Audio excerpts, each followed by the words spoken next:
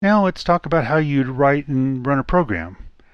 First, you're going to look for an icon that looks like this. That is, maybe it's on your desktop, maybe it's in your ribbon along the bottom, maybe it's in your run menu, wherever it is. This is the icon of your editor. When you launch the EV3 software, you'll end up with this main screen. This is called the lobby. And there's a lot of different things over here on the left. We're not going to talk about the top three. You can explore those on your own at some point. Most of what you'll do will be in the file area. This is where you open an existing project or start a new project. The other thing to know about is the Robot Educator. This is like an online manual for the whole EV3 programming language. And it's a great resource for things that maybe I didn't explain very well or that you want to go deeper on. Go back here to File. If you want to open a project that you've already written, then you'll say Open Project. We'll say Open and open it. And then here's all the projects that I have on my hard drive. In our case, we're going to make a new project. Everything on the EV3 is made up of projects and programs, or projects and experiments. You'll see this experiment thing show up sometimes on the educational version of the software. We're not going to talk about it much, but if you wanted to use the EV3 to collect data for science experiments in science class or something, this would be a place where you could do that. So again, everything we do is going to be a project, it's going to be a program, and we're going to make a new program. So we'll say Open. This gets us to the main editor. Now, the content editor will show up here, and your teacher might have put other material here, in which case he or she will tell you what to do with it. But for our purposes, we're just going to close that. That gives us a lot more screen real estate to deal with. The blocks that you use in your program are split up into a bunch of different categories down here. And they get progressively more advanced as you move up the colors. We're going to stay on green, and in particular, we're just going to use one block. That's the Move Steering block. This is the block that you'll use pretty much all the time whenever you want your robot to move. So we're going to click, hold that button down, the left mouse button, and drag it up here into place. Now, blocks have modes, and that's what this first tab is about. And so we'll go ahead and click on that. And that tells the block kind of grossly what it's going to be doing. If you wanted to have the robot stop, then you'd say off. If you want to turn on the motors but then go on to the next block after it, then you'd say on. The rest of these are kind of the same idea. On for seconds just turns on for a certain amount of time. On for degrees turns on for a certain number of degrees turns of the wheel. And on for rotations turns on for a certain number of rotations of the wheel. So the bottom two are pretty much the same thing. It's just that this one's 360 times bigger than this one. One rotation is equal to 360 degrees. I usually use on for degrees for most things because it's the most accurate and it's kind of the way my brain works, but you can do on for rotations if you want to. Then when you've selected the mode, then you have a set of parameters. These parameters are going to change depending on what your mode is. So, for example, if I say off, well, there aren't too many parameters for off because off means off. But when we say on for degrees, then the EV3 language wants to know exactly what that means. So, the first parameter here is the amount of the turning. So if you slide the slider all the way to one side, then it tells the EV3 robot to turn as sharply as it possibly can.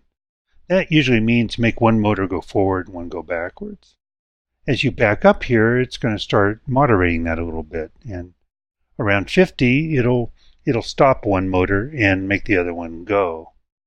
And then as we do other things, it'll make one motor go slower than another. So we're just going to go straight for right now. The next parameter controls how much power to use while you're doing this. So if you drag this all the way to the top, then that means it's going to go full speed. And if you drag it all the way to the bottom, it's going to go backwards full speed. You'll notice how this arrow changed around to pointing backwards when I did that. And as you go somewhere in the middle, then it'll be somewhere less than full speed. Now here's a big warning. Don't ever put it in the middle. Because what that means is don't give it any power.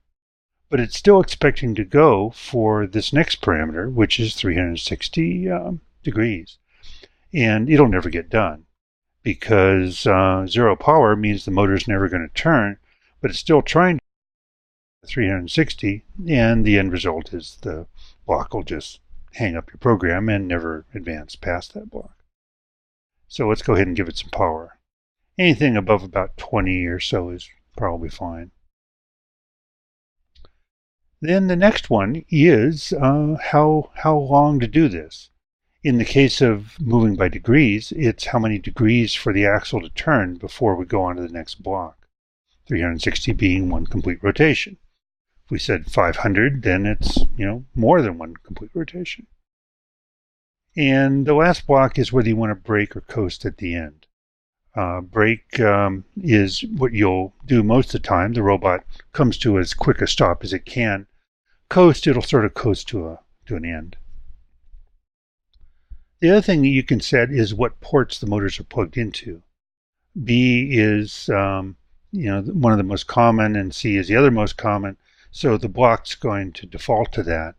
You could change it to other blocks, but there's really not too much reason. If you're building a robot that's made to drive around, may as well just stick with B and C, because that's what this move block is always going to default to every time you bring it out.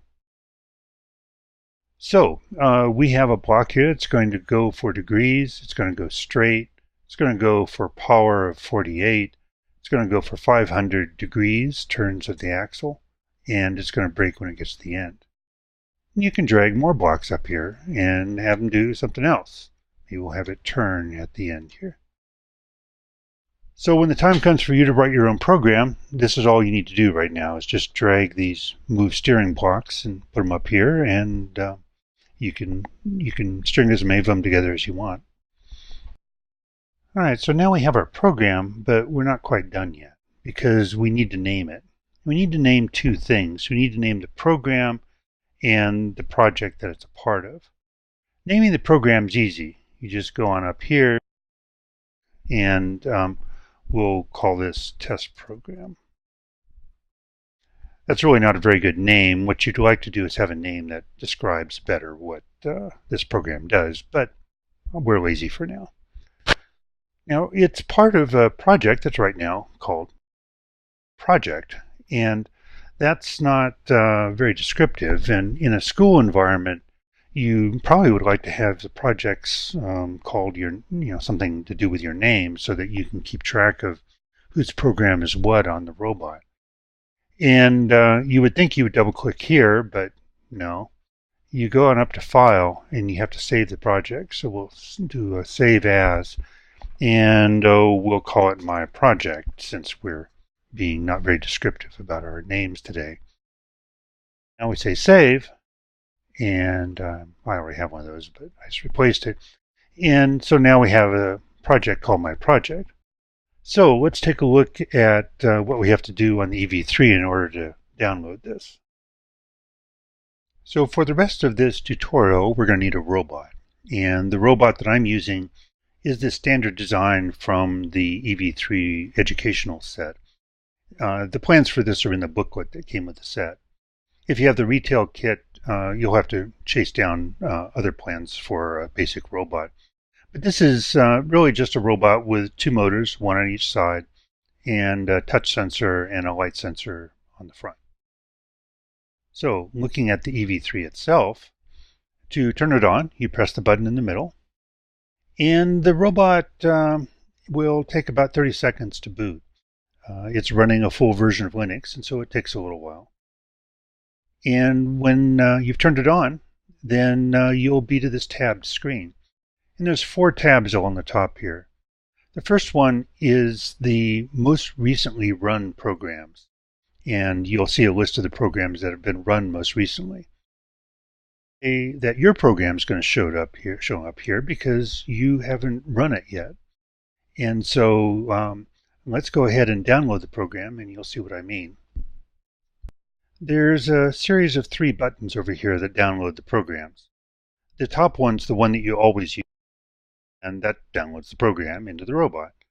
The middle one downloads it and runs it, which you very seldom want to do because that ends up with the robot running off the table and crashing into the floor.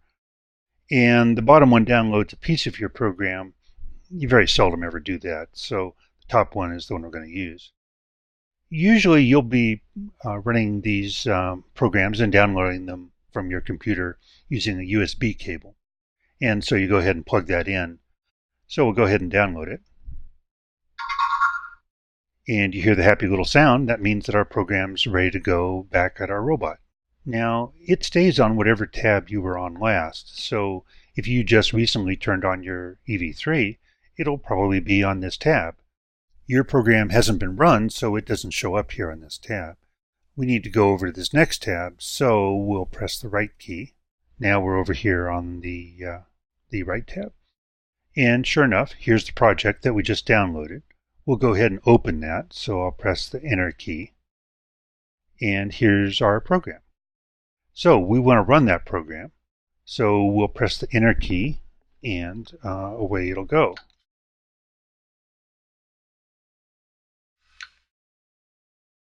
And when it gets done, it'll be back on that program. Now, because we've run it, it'll be over here also on Most Recently Run. But if you make any changes to that program, if you edit even the smallest thing on it, it'll disappear off of this menu. And you'll wonder, what the heck happened to it? Well, they're always over here under this tab. In some ways, it's almost best to ignore this first tab of most recently run until you have some programs that are really well debugged and you're not changing all the time, because sometimes they'll be there and sometimes they won't. So now it's your turn.